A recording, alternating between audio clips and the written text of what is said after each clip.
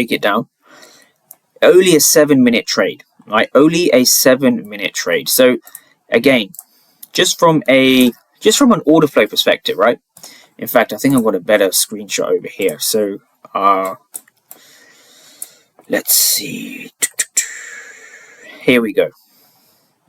So this was the trade on Wednesday, Thursday. Here we go. So Thursday the 13th, right? Thursday the 13th. So here was my execution on that day. So 13th. So this is now 8 contracts on MES, 14:35. So 9:35 Eastern. Here was the 1-minute execution. And I'm going to break down the execution one candle at a time.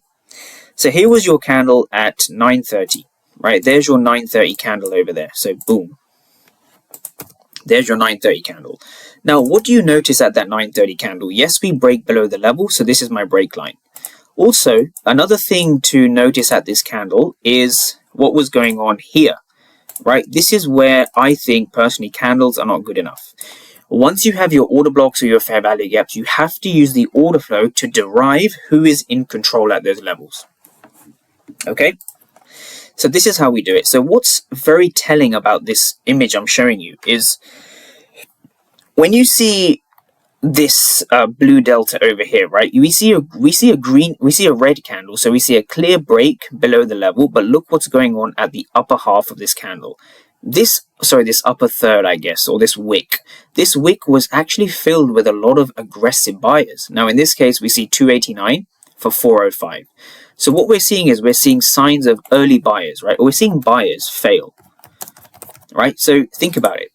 If we had buyers at 68.49, 68.48, and we broke below the level, were these buyers successful?